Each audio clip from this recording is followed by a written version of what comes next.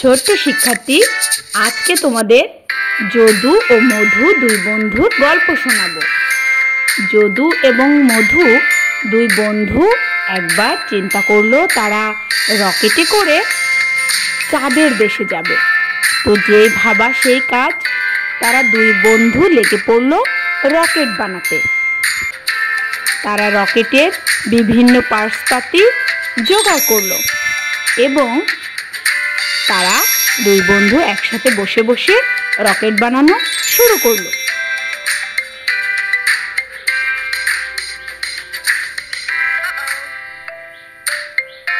প্রত্যেকটা পার্টসপাতি ঠিকঠাক মতো করে দিয়ে তারা একটা রকেট বানালো।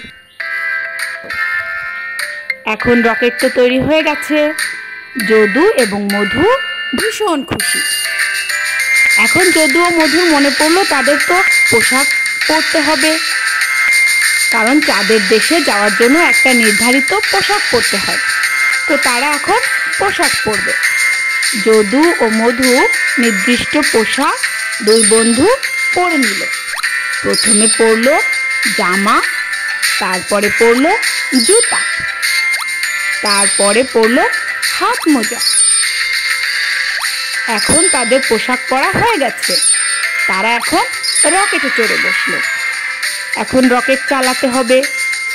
তারা নিয়ম মেনে রকেট চালানো যাবতীয় নিয়ম ফলো করলো এবং রকেট চালানো শুরু করলো।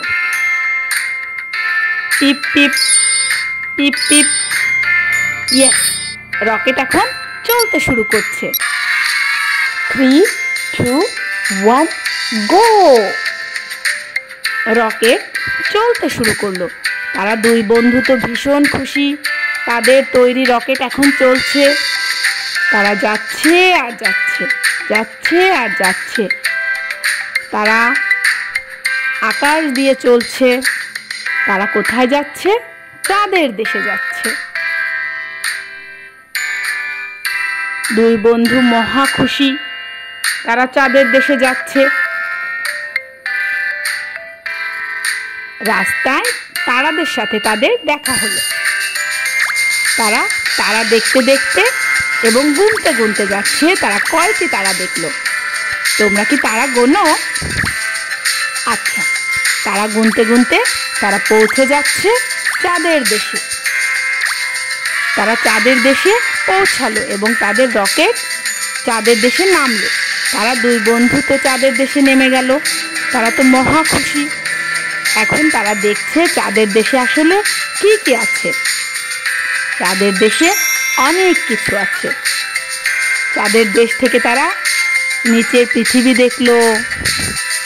চাঁদের দেশ থেকে তারা সূর্যকে দেখলো।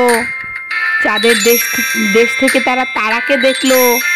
চাঁদের দেশ থেকে তারা আরো অনেক গ্রহ উপগ্রহ দেখলো এবং দুই বন্ধু ভাবলো একটা পতাকা উড়াতে হবে। চাঁদের দেশে যে তারা আসলো, একটা পতাকা না উড়ালে কি হয়? তো তারা তাদের দেশের পতাকা তৈরি করার চেষ্টা করলো। যদু এবং মধু তাদের দেশের পতাকার রং ও ডিজাইনের নিয়ম ফলো করে পতাকা তৈরি করলো। আমাদের দেশের পতাকা চারপাশে আয়তক্ষেত্র এবং সবুজ রং, মাঝখানে গোল লাল বৃত্ত। তোমরা কি এটা জানো? তো তারা পতাকা উড়িয়ে ভীষণ খুশি হলো। তোমাদের যদি গল্পটি ভালো লেগে থাকে তাহলে আমাকে জানিয়ে দিও। আজ এ পর্যন্ত। আল্লাহ হাফেজ।